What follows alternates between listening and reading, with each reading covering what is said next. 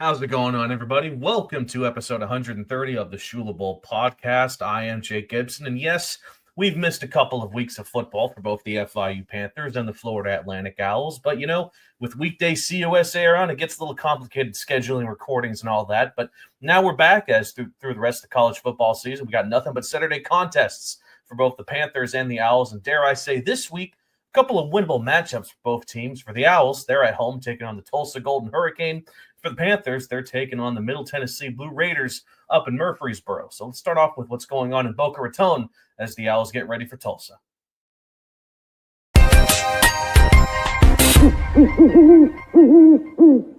And here we go with talking about the Florida Atlantic Owls. I am with, of course, Kevin Fielder. And Kevin, I got to tell you, it's been a hot minute since we've had the pleasure of talking about that team from Boca Raton. There's been some good, there's been some holy hell, but at the end of the day, you have a 3-5 record, not exactly in contention for a spot in the American title game, but I'll say a bowl game is still a possibility. How about you? Yeah, I mean, it's certainly a possibility. I think when you look at the end of their schedule, they have 3 games that I would consider truly winnable to some degree. And when I say winnable, I do not mean guaranteeing a win, because I think, as FAU has proven, and FIU to some degree as well, there are no guaranteed wins in college football, especially once you get into conference play. But I mean, down the stretch, you play Tulsa, who is one of the worst teams in the American Athletic Conference. You play ECU, who is playing well. They're 3-1 in conference, but it also feels like FAU could probably compete with them and stick with them for a majority of that game. You play UConn, who UConn has been up and down this year. They beat UAB this past weekend, but I think, as we'll talk about, UAB is clearly not one of the better teams in college football this year. And then, unfortunately, you also have to play Tulane, who, outside of the course sort of slip up at UTSA, where I'm convinced Jeff Traylor is hiding demons in that building because they find ways to win in that building that no other team can do.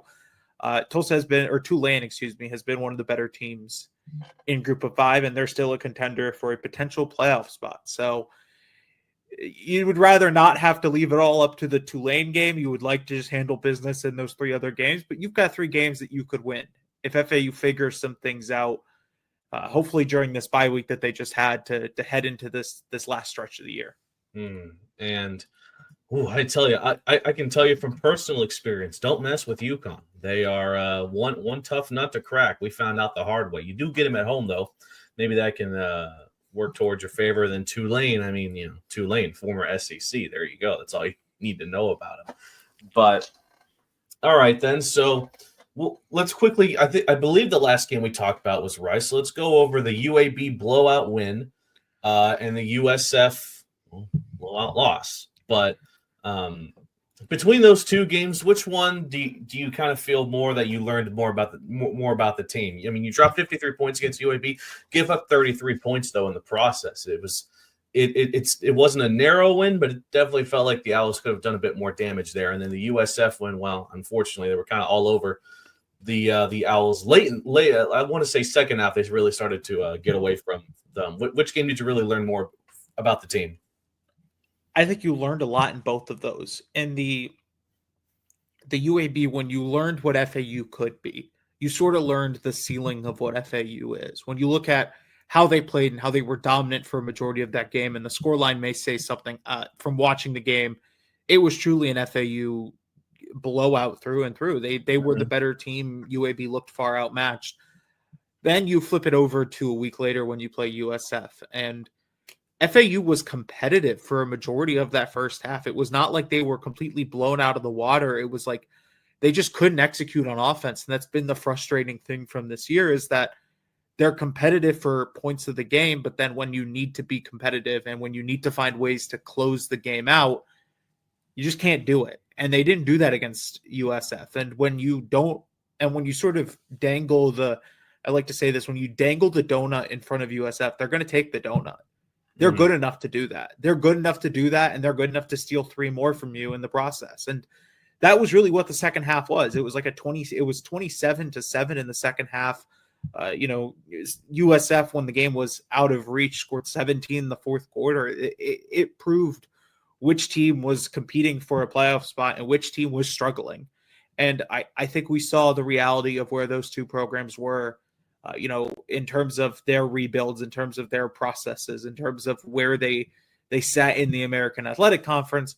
But I don't think they necessarily played poorly in that game. I just think that they couldn't execute when it mattered. And as we'll get to talking about in the game against Navy, it was very similar in the Navy game where you had opportunities, you just couldn't execute. And unfortunately, football is about executing. And when you don't execute, it doesn't matter how well you played because the scoreline is going to say something different. Yeah, definitely. So those two games have pretty much got us here. Let's finally get into talking about their most recent game, being Navy.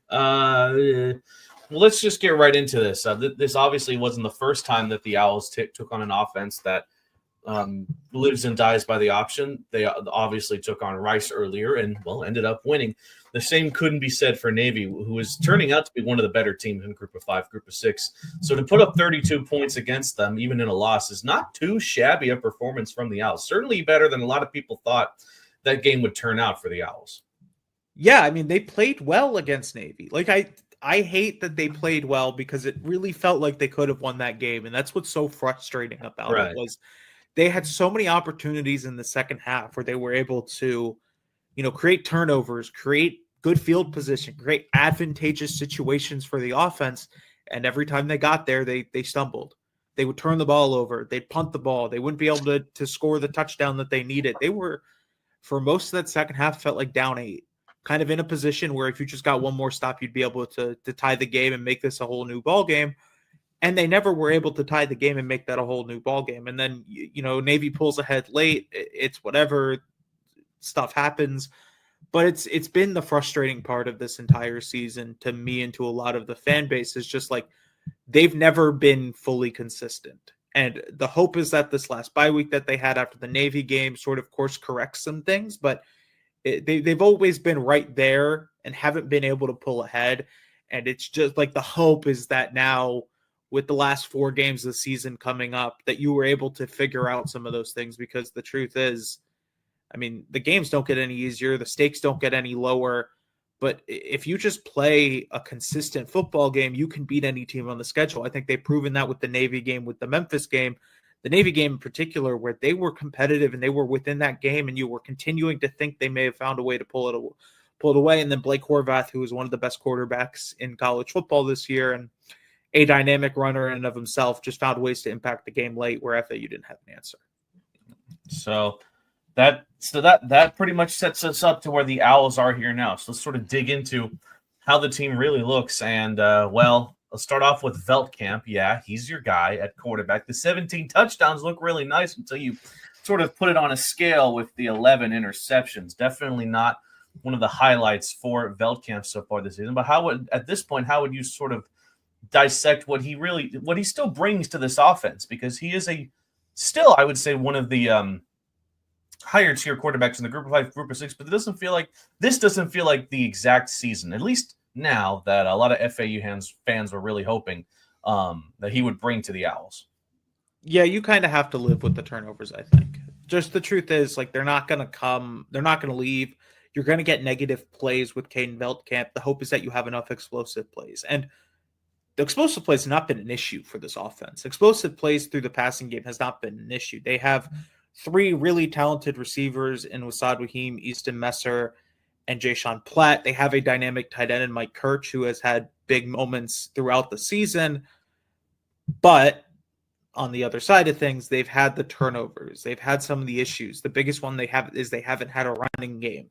And as a result, they've sort of had to find ways to get Caden Veldkamp included in the running game. You've seen a lot more quarterback runs. You've seen read options. You've seen a lot of more ways to just try and get Caden Veldkamp moving and get him going downhill and trying to make a play, which is not a bad situation to be in, but it's not a situation where FAU feels, I imagine, most comfortable, because the ideal situation is that you wouldn't have to be in a situation where Caden Veldkamp is, having to be your dynamic runner because Jamari Sands, Caden Shields, and Xavier Terrell have just struggled to be consistent. They've all had injury, or 2 of them have had injury issues. It's just not been a great room or season for the running back room. And as a result, the offense is really reliant on their three wide receivers in Henry, Wasim, and Platt, Messer, Henry, or Platt and Wasim. And it's just not a really good situation to be in because you want a little bit more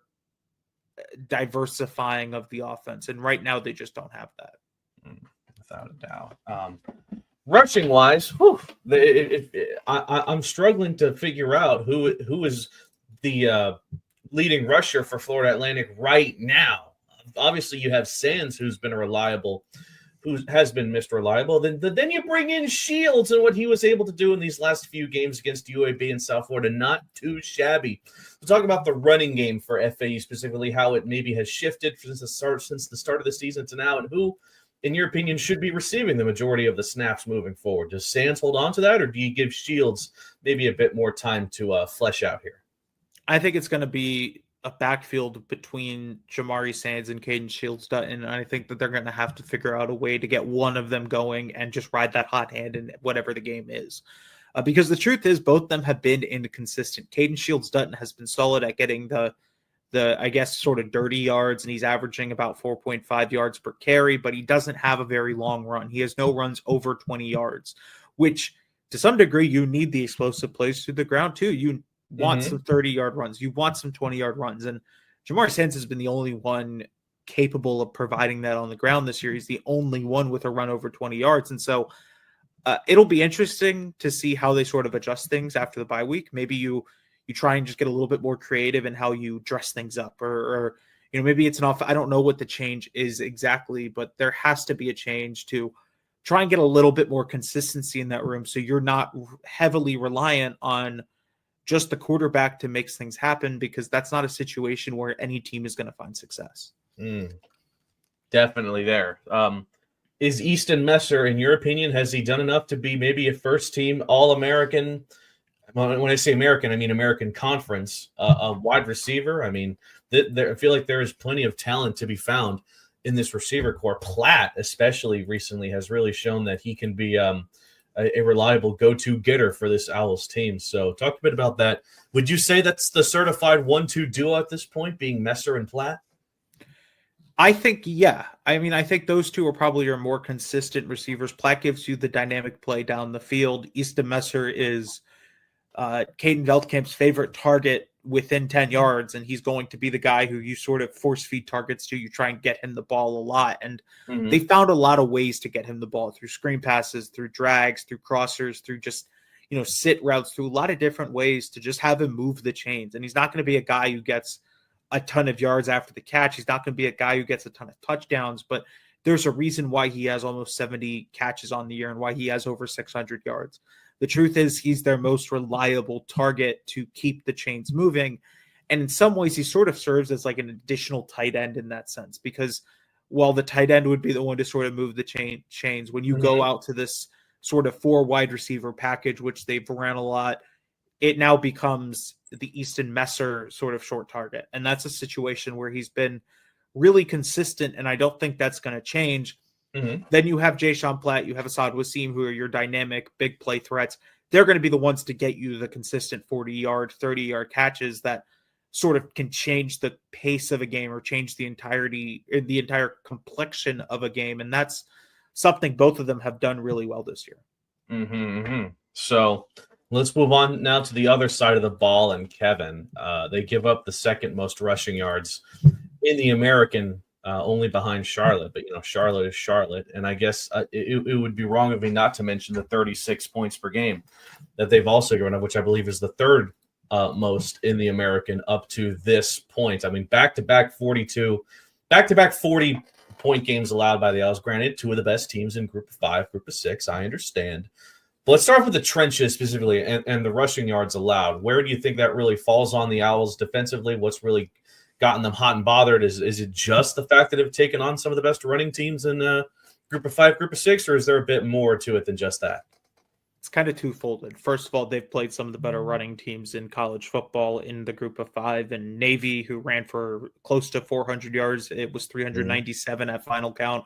Blake Horvath, who I mentioned earlier, ran for 174 yards, and then Brandon Chapman ran for 141 yards. You're not going to win a lot of games when a guy does that, when 2 guys do that. Some of it is just truthfully they've had to play a lot of these option teams who play just sort of different ways of playing football, and it's a difficult place to be in, truthfully. They've had to play a Memphis team who's able to go under center and just be more physical than you. That's a tough place to live. I'm not going to blame them for it. The other situation, the other side of it is that they just haven't had the best run fits this year. There's been multiple times throughout the year where they haven't been able to fit the run properly, and guys are leaking out as a result, and guys are getting more yards than they should as a result. And that's been an issue all year. That was an issue in the FIU game. That was an issue in the Memphis game. That was an issue 2 weeks ago against Navy, right? This hasn't really changed. I think you're just going to have to kind of live with it and hope it does not become a major issue. But the truth is that is a major concern, because when you allow teams to get 5-6 yards a carry on the ground and you're able to get them into second and shorts and second and mediums, it doesn't matter what you can do on defense. It doesn't matter what your pass rush looks like. It doesn't matter what your secondary looks like. FAU has not been in a lot of situations where those guys have been able to make consistent plays because teams are running the ball with success, and they're running the ball in ways that they want to be able to run the ball. And as a result, they have no issues sticking to the run. They have no issues continuing to run the ball. Navy ran the ball close to 60 times against FAU. And I know it's Navy. They run the ball close to 60 times against everyone they play, but it doesn't help when you just kind of let them do that the entire game because you don't have an answer for it. And a lot of it's just kind of run fit. I don't think it's a personnel thing. I think it's just some missed execution that's really hurting them from being able to elevate that defense to a level where games are just a little bit more comfortable. How frustrating is it for you that the Florida Atlantic defense still does not have an interception this season? It haunts me every time, because every time we watch a broadcast, and it's whether it's ESPN or it's CBS Sports Network or whoever is broadcasting the game, all I have to hear from the broadcasters is FAU still looking for their first turnover on defense. FAU does not have a turnover on defense. Hey, have we mentioned that FAU doesn't have a turnover on defense? And oh boy, I mean, at some point, right? Like, this is the product of not being able to run the ball. I mean, you live in that situation. They created a fumble last week, and I can't even call that a fumble because it was like a bad snap. It was not like a created turnover. They haven't created a turnover. The only turnovers that they've gotten this year on defense are mistakes by the offense where it's a bad snap. Like, that's just so frustrating because, like, yeah, turnovers are not the indictment of a good or bad defense, but you want to create turnovers because that gives your offense better field position. It gives them opportunities to get easy points on defense. And the fact that they haven't been able to do that consistently, it's just so frustrating.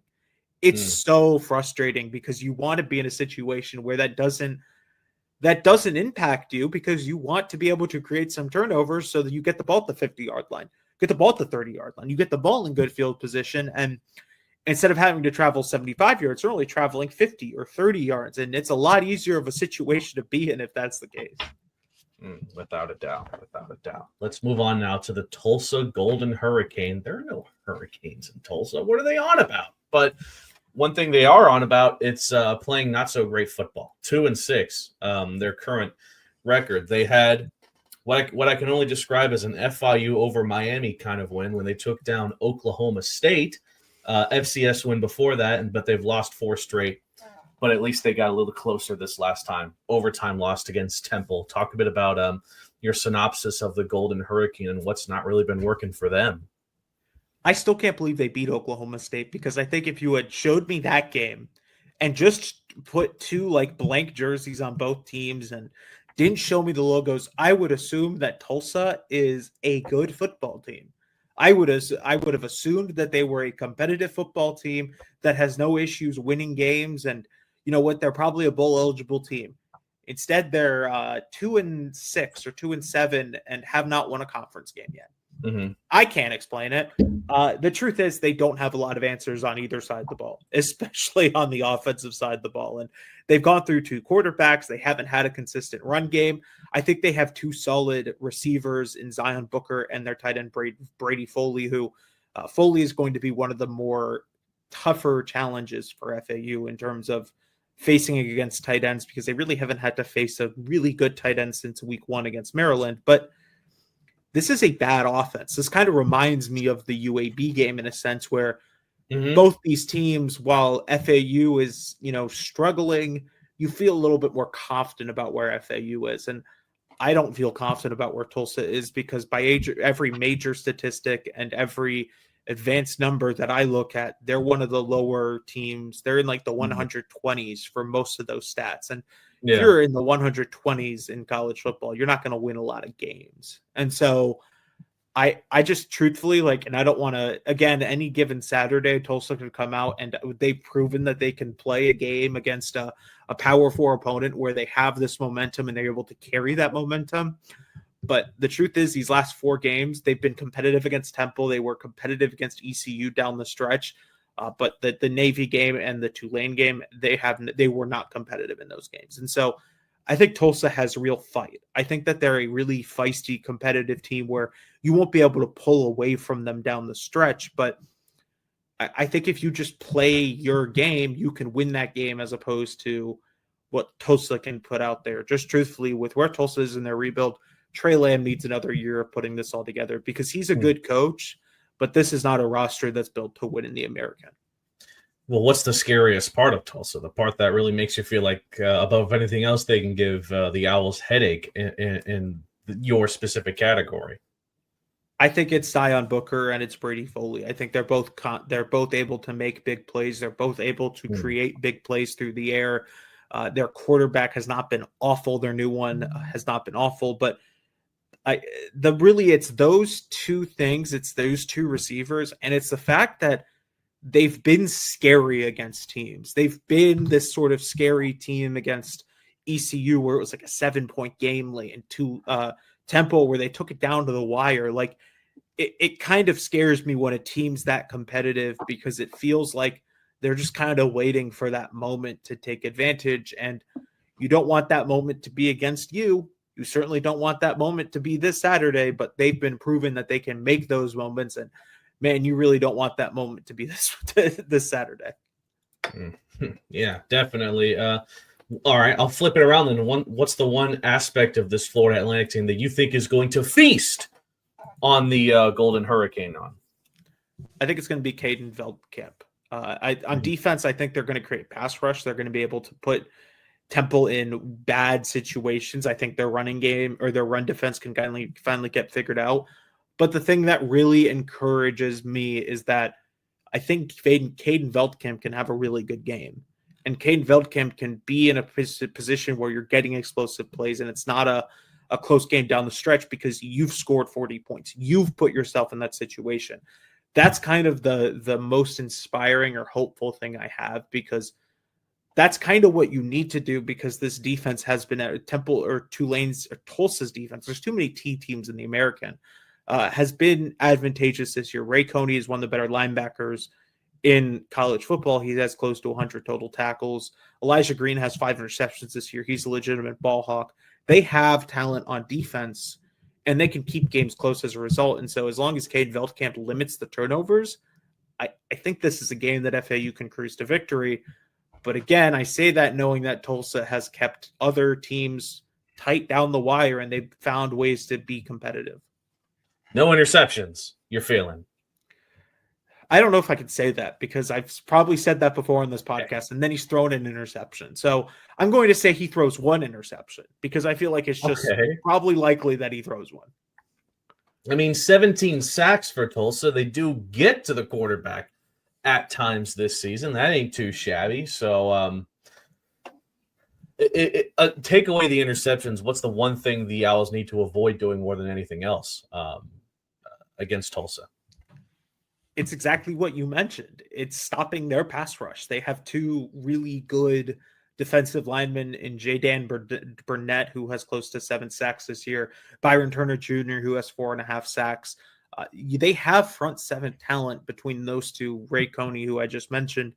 You have to find a way to get those guys out of the game and create explosive plays down the field. And the only way you create explosive plays is having a solid pass protection plan, being able to stop stunts, being able to stop twists, being able to put yourself in a situation where those things don't happen. So you're not in tough situations down the stretch where you can't, come back and you're facing 3rd and 15, 3rd and 16. And so as long as they have a good pass protection plan and they're able to pass protect against this Tulsa front seven, they should be able to win this game fairly comfortably. I don't know if they'll be able to do that because the truth is they haven't really been able to do that consistently this year. And I mean, that's my biggest concern about all of this is if the O-line is having one of their worst or more inconsistent performances, what does that look like for Caden Veldkamp? What does that look like for this offense? That's still the biggest concern about all of this. Without a doubt. I guess I'm going to have to turn it over to you now, Kevin. Let's just say this first. On a scale of 1 to Chernobyl, how big a disaster would it be for Florida Atlantic if they were to somehow drop this game? You can pretty much kiss your chances at a bowl game goodbye. Yeah, it'd be tough. It would be incredibly tough to feel confident about anything else down the stretch because you would have the 3 hardest games left on the schedule, UConn, ECU, and Tulane, and you'd have to win all 3. And you don't ever want to be in a situation where you have to win all 3 down the stretch because you're not going to win all 3. And so I wouldn't say losing to Tulsa would be like Chernobyl level bad. We're never going to recover from this.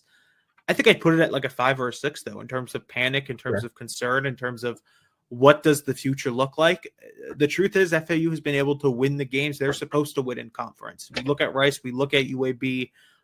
Tulsa's another game where they should win, and this is a game where they have to win. And I mean, it would be concerning if they didn't win it, and we're sitting here in a situation where, you have to win the last 3 games to make a bowl game because you don't want to be in that situation ever, especially when the last 3 games include a really good ECU team and a potential playoff team in Tulane.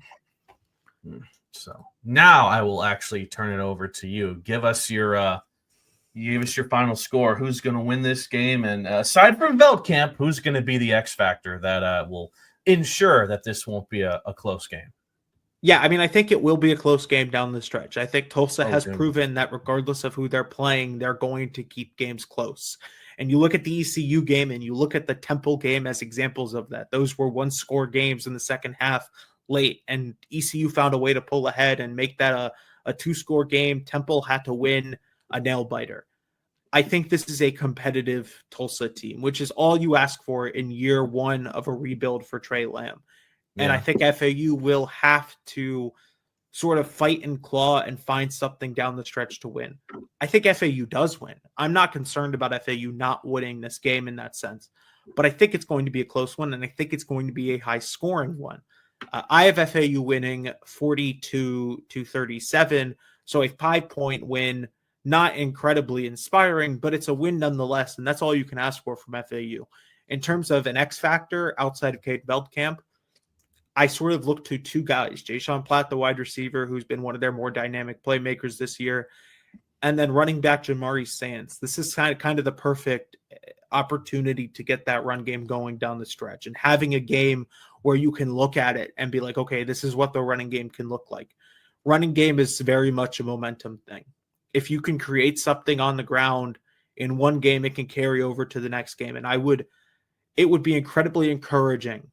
It is super encouraging if Jamari Sands could just put together a performance where he runs for 5 yards a carry, scores a touchdown or 2. And, at the end of the game, you're talking about having a threat in the run game so that it's not Caden Veldkamp, go throw your body at 100 or 300-pound defensive lineman all game, hoping that you can get the 2 yards that you need. And so I think FAU will win the game.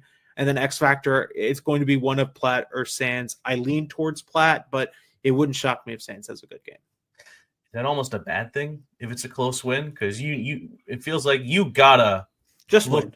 You got to look near perfect on both sides of the ball to get the momentum you probably need to then go into New Orleans and try to take down Tulane. Just win. I at this point, with the fact that you're still fighting for bowl eligibility, there are no pretty wins, there are no ugly wins, there are just wins. And I think that FAU just needs wins. Are they rocking? What is it? It's not a throwback. Is it a faux back helmet that they're It's a rocking? throwback helmet. It's a helmet that's heavily inspired. It's not Okay. like for like, but it's heavily inspired by the first helmet they wore. It's actually incredibly nice. I do love the helmet. I wish it was, or at least my hope is that it becomes a little bit more permanent because it is one of my favorite helmet combos that they have. And from what I understand, a lot of the FAU faithful are really excited about this because they don't do alternate helmets that often. So especially Don't this season. they don't do a lot of throwback uniforms, throwback helmets. They want to keep the branding fairly consistent to what it is, but I do like that they're going back to it because it is such a beautiful look. I wanted to go back to the one really silly logo they had of like the little baby owl. You know, like the first one they had. Yeah, I love that one. That one is so cool. Yes, they need to bring that back because it's so goofy. It's great. Alrighty, Kevin, thank you so much for giving us some insight on the Owls. Now it's time to look on the other side to the 305 to see how the Panthers are getting ready for a matchup against Middle Tennessee. Let's bring in Kevin Burrell and figure out what he has to say.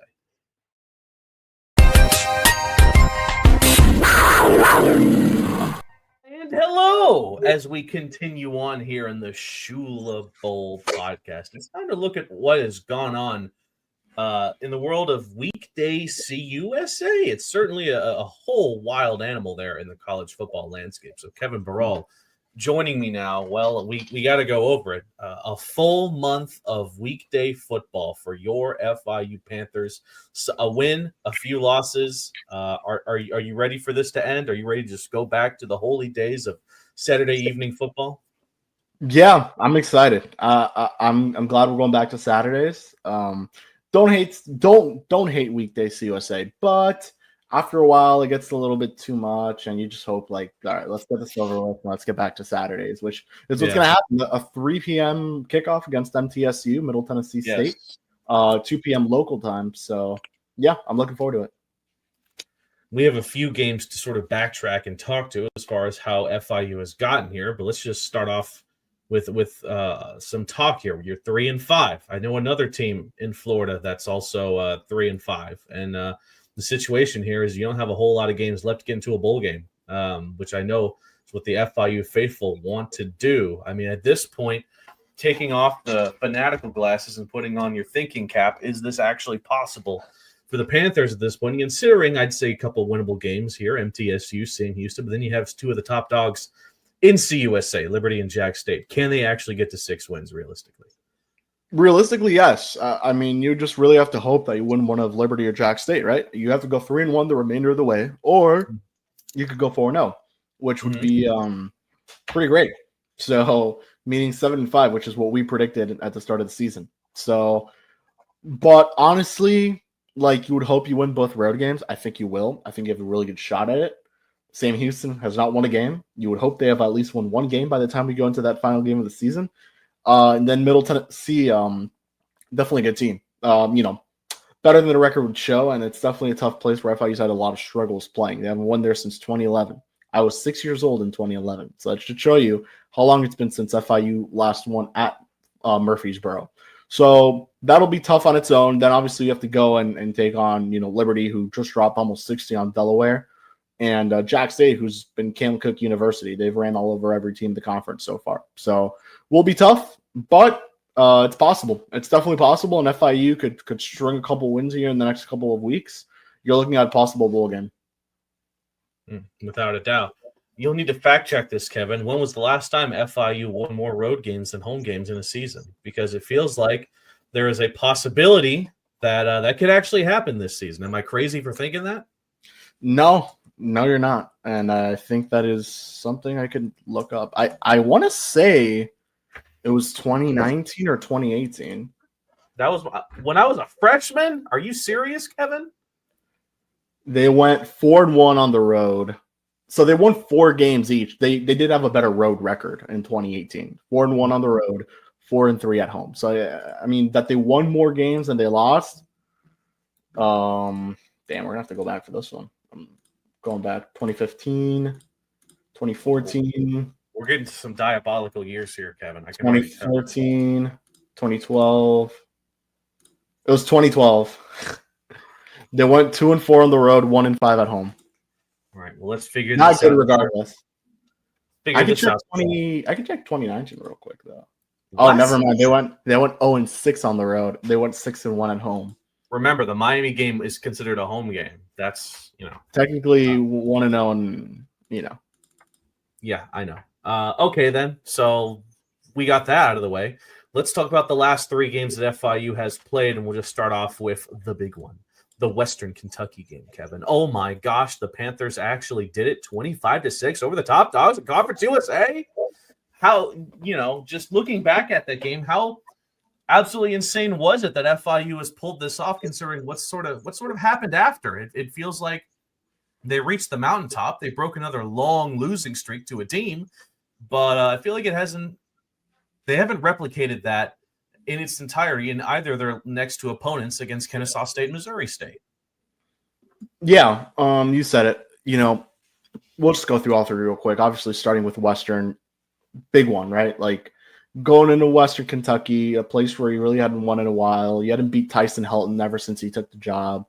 Go in there and really look good from the get-go, right? Kewan connects with Alex Perry. I think it was a 17-yard pass. Then you connect for 36 yards. Big game for Noah Grant, 4 for 4 on field goals, which is really good considering what I'm going to mention next later on. But, yeah, it was a good game. Defense held up really strongly. You look at Maverick McIver and just the year he's had, definitely something worth, keeping an eye. It's like an outlier game. So you have that one. Big performance for the defense. You had multi-interception game for Josiah McGrew, the freshman safety. Mr. Clark with an interception. He tipped the first interception for McGrew. He was the one who essentially handed it to him.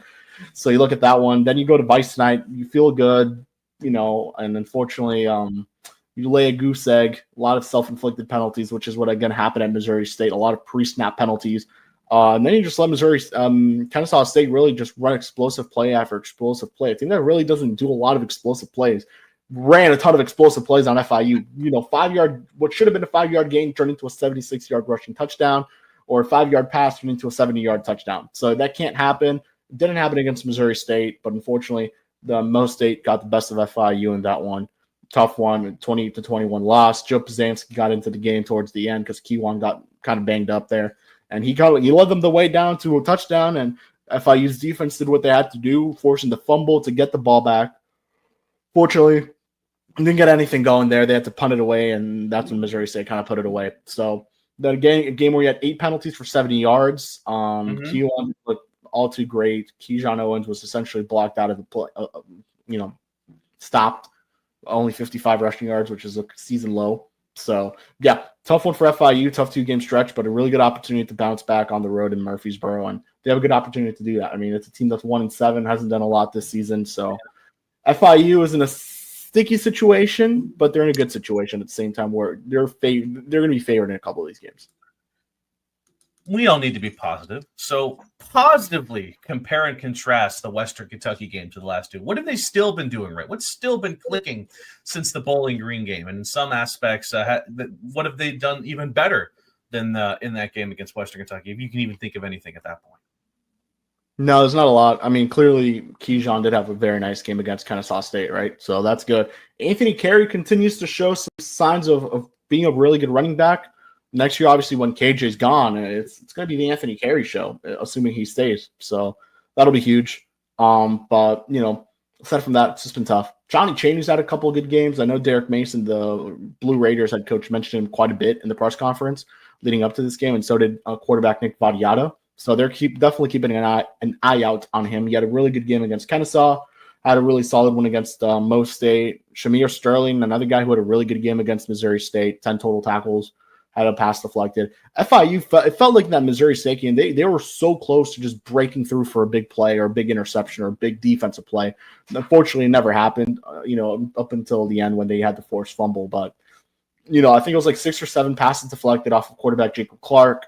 And unfortunately, just didn't get a lot going after that. So, tough one there for FIU. I know things are looking a little bit better on the FAU side of things right now with their recent one against, I think it was, they did beat. Did they play Tulsa and beat them already or not yet? That's who they take on this upcoming week. They had a big one. Oh, Rice. They beat Rice. They beat Rice. They smacked around UAB, but they also lost. They got Dilfer fired. USF and Navy. So tough losses for them. But, Kevin Fielder laid it all out on what's going on 1.8 miles away from the beach. Is there an actual quarterback controversy? We know what Willie Simmons said. Keywan Jenkins is the guy. He's been pretty accurate these last few games, even despite the losses. But you, Kevin, what do you want to see? Do we need to see more Joe Pazanski to get a feel for what he can bring to the table? Or are you still riding with Jenkins as much as the team is? Yeah, it's going to be Keywan. Willie was pretty clear about it. There's no quarterback controversy. He doesn't plan on having one. Keywan will be the starter the remainder of the season. Obviously, knock on wood, he doesn't get hurt. So you hope he doesn't get hurt. So yeah, it'll be him. Joe's looked good in the moments. He's a veteran quarterback. He knows what he brings. You know what he gives you. And Willie kind of commended him for it. For the way he performed the other day at Missouri State. He was solid. He's been good when he's gotten into games. He was pretty good against Western Kentucky. Did the same against Missouri State. He had the big touchdown to JoJo Stone towards the end of the game. So led the offense down the field, looked good. I really wish we'd have seen just a little bit more at that point, right? Because you just felt like they were so close to breaking through offensively in that game where they could potentially tie it. But look, credit to him. Good stuff. But Keywan's the starter, and they're going to rely on Keywan the remainder of the season. Man, how devastating would this offense be if Keyshawn Owens wasn't around to provide the work that he does? I mean, is this FIU offense one bad injury away to number 5 to becoming absolutely anemic, or do you think there's a bit more to it than just that? I mean, he can't be carrying the entire offense, or does he? Yeah, right. That's what it feels like. That really KJ has been the guy who's been kind of carrying this offense, and Willie said it at the press conference. Like, KJ is your guy who you're going to rely on. They clearly noted this, that he's their best player, and they haven't been shy of saying that. And at the same time, Willie noted that we're running the football team. We're going to run the football a lot, so that's what they're going to do, and that's what they've been doing all season long. Obviously, Middle Tennessee, I was talking to a couple folks, and they've noted how tough it's been to stop the run, specifically dual threat quarterbacks. So if we're talking about a potential X factor, Keywan Jenkins could be the one, right? If he's going to run the ball, he's going to have a big game. That could be it. But Keyshawn Owens, Anthony Carey, even Devontae Lyons hasn't really been getting a lot of run lately. Those are 3 guys, maybe even 4 with Keywan, who could really help you out in this game against Middle Tennessee. And the run game is going to be crucial. If FIU against struggled at Floyd, I don't know what it is. Willie hasn't even been able to pinpoint a reason as to why they struggled at Floyd Stadium. But yeah, I think at the end of the day, they know what they're doing. And FIU's clearly had a good run with running the ball this season. I mean, you know it, Jake. Like, last season, it was terrible. It was really bad. So to see the flip completely the script completely flipped, and see FIU now running the ball as well as they have and relying on it as much, it kind of sucks, because then you really wish it could open the pass a little bit more, and it really hasn't. There have been some moments, but it hasn't really opened the pass quite too much. So I hope that really does. Without a doubt. On the defense, I think on this show, we've spoken about what guys like Mr. Clark have done, but it feels like who have been some of the breakout stars on defense that have come alive since that Western Kentucky, and that you feel like, man, they got to keep it going, because you're liking what you're seeing from them. Yeah, the offense has looked fine. They obviously put up a lot of points in these last 2 games, regardless of how you say it. What do they need to do to continue, what they did at Western? I mean, run the ball, right? That's what they did. They couldn't stop KJ. They knew who was going to run it, and they couldn't stop him. KJ was so close to running for 200 yards in that game. If that's what FIU's offense looks like, Keyshawn Owens could potentially run for over 200 yards against Middle Tennessee. Like, bank it, right? So I think that's really the key. You got to run it. And if that's the case, and you have a really good rushing offense, you're going to have some success the remainder of the season, because obviously we'll have to see what Jack State looks like, but St. Houston is terrible. They can't stop the run. They can't stop the pass. They can't stop anything. So I'll be curious to see what happens then. Obviously, those 2 games, Liberty and Jack State, feel like wild cards, because you've already beat the top team in the conference once. Obviously, you couldn't do it against Kennesaw, but who says that you can't do it against Jack State? Who says you can't do it against Liberty? Liberty's been a really on and off team all season long, so you never know what you're going to get with them. Similar to FIU. FIU's been on a lot of on and off this season. You don't know what you're going to get, which is why it's so hard to really grasp what you're going to see on Saturday. Mm-hmm. So let's give a quick synopsis on their most recent loss. It was to Missouri State.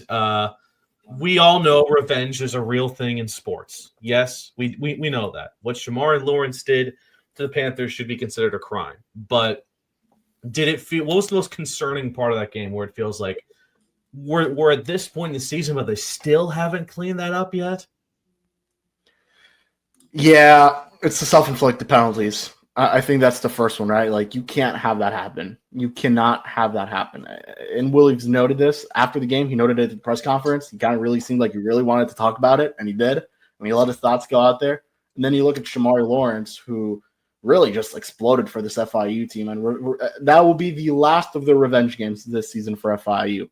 J.D. Lee ended up winning Offensive Lineman of the Week after the Kennesaw game.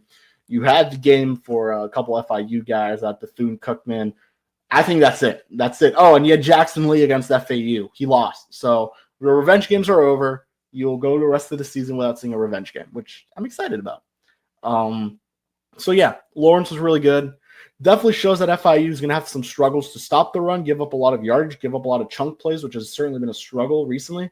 But at the same time, I think a lot of it just falls into the pre- and post-snap penalties, which Willie has been really clear about. Those cannot happen. He does not care about a holding call. He does not care about a pass interference. You're taught to do that stuff to avoid the explosive play.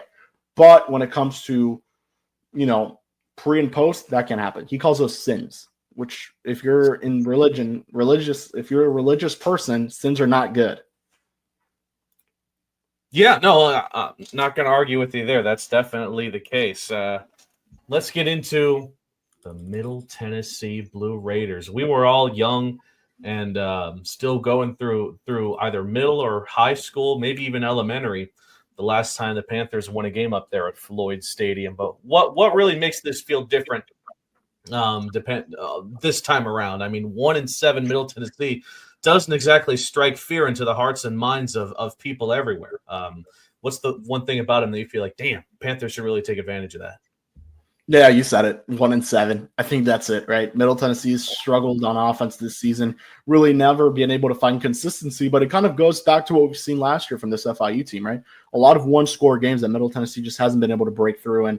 And we kind of spoke about this on the positive preview. They are not a clutch team. They cannot hold a lead to save their lives. Jacksonville State literally came back and beat them.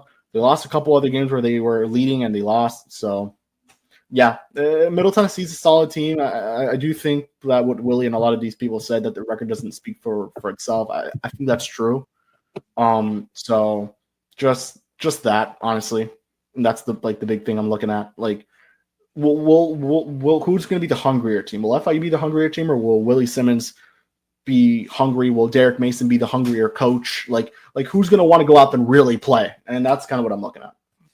Is there a feeling of revenge specifically from Simmons? You were obviously at the presser, and I don't know if you've really talked to Pierce lately, who has also spent time with Willie Simmons. Is there a feeling of, you know what, I used to be on that team, I want to take him down more than anything else? No, he kind of avoided, but he really didn't talk about it too much. So, yeah, that's kind of what I see. Like, not really. But, like, clearly, like, he can. Well, this is the interesting thing. So he has he considers 3 teams rivals for FIU. Okay. FAU, who they beat, Western Kentucky, who they beat on the road, and the final one is Middle Tennessee. So clearly, he sees them as a rival, which I thought Middle Tennessee have been playing for quite a bit of time. So I guess I don't totally agree with the sentiment. I just think you have one rival, and that one rival is Florida Atlantic. So, yeah, that's how I see it. I would say UCG, but they're too scared, it feels like, to match up with FIU, which I understand. Beating FIU. Yeah, no, 100%. Yeah. So, yeah, exactly. Yeah. Well, what is the biggest threat that Middle Tennessee poses to FIU on either offense or defense?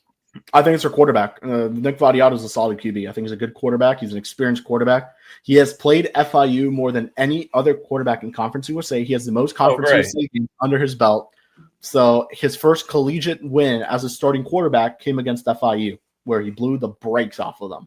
So that's kind of what strikes me a little bit scared, as well as their pass defense and their blitz. They have a cornerback who's a really good blitzer. They use him a lot in blitzes. So I'll be curious to see that too. Okay, then. Well, then simple question here, but what's the biggest thing the Panthers have to avoid doing? Because I'm saying this from the perspective that the Panthers are going to be self-inflicted favored. penalties. It's just self-inflicted penalties. You don't got to Nothing else. Not even turnovers aren't a serious You initiative. got to avoid the pre and post snap penalties. You cannot let those happen. That will extend drives. And that'll put some points up on the board at the end of the day. That's how simple it is. That's how simple it is. Even special teams, like, do you think they'll be locked in? I'm not too worried about that. They had a good night out. I know you disagree with this, but I thought they were solid on special teams. I'm just a neutral host, Kevin, but I will ask you, from what we've seen from Noah Grant, do you need Sorrento to get back in there, or do you want to stick with the Grant man? I think you got to go with Grant one more time, see what happens, see who has the better week. Obviously, they've noted this. Whoever has the better week of practice will kick. So we'll just have to wait for that. It's going to be cold, I hear, up there in Murfreesboro. Is this going to be not as cold as most state? Most state. But okay, so have we established at least this isn't like the Miami Dolphins where cold equals death? Can FIU still do it in cold environments? Because after this, that Houston, you never know with that. I don't know. It was probably cold it was really cold in most state. I don't know how cold it'll be at middle. I heard it's going to rain like the day before. Do you think Sam Houston will be the coldest? It's not at night. It's a noon game. It's a noon kickoff over there. You never know, man. All I can tell you is that it gets cold in Texas. It just does around this time. It does. Because Texas might have the most bipolar weather in the whole country, where one day it could be 90 degrees and the other day it could be minus 20. Yeah. Why are we even talking about Texas? Let's get back into the subject here, Kevin, and it's the big one. Who is winning this game? Who is the player that, aside from a guy like Keywan Jenkins, maybe even Keyshawn Owens, throw him out of the combo for a second, needs to light it up on either offense and defense to ensure that this is not as close as it could be? Panthers win 35-14. It'll be a blowout effort, and I think the player of the game will be Jackson Verdugo. 2 touchdowns for him. 35-14. Damn. Don't you think that's pretty steep? Good one, buddy. Okay, I'll take that as a no then. But okay, so between 100 miles of hate, which game do you feel more excited about between Western Kentucky and Middle Tennessee? Considering, we'll have some on-site coverage. That's all I can say. I don't know how to feel about it. Western was really cool. It was a very old-school type campus. We had a little bit more time to check it out. I don't know how much time we'll have to check out Middle Tennessee. It's going to be a shorter drive from Nashville, which I'll take it. It's like a 35-minute drive. Okay. We're not even landing in Middle Tennessee. We're not even landing in Murfreesboro or Nashville. It's some other little place outside of it. But Chattanooga? Smyrna? I'm not even going to pretend like Smyrna? I don't know, whatever. But regardless, I'm excited for wherever we go. So, yeah. Alrighty then, Kevin. Thank you for giving us the synopsis on the FIU Panthers. Well, we already spoke with Kevin Fielder, so let me just say thank you all for watching this episode of the Shula Bowl podcast as we finally get back into the swing of things. Cursed midweek football is over. The glorious weekend football is back, so we'll continue cranking out some episodes before the end of the season. Figure out who's going to be on top by the end of this season. Who's going to get the bragging rights between you or the other Kevin? Oh, I mean, I already have them. We know what game really matters. You said it, not me, but yes. Okay, then. Thank you all so much for watching this episode. We'll catch you next time. Peace. Pause up.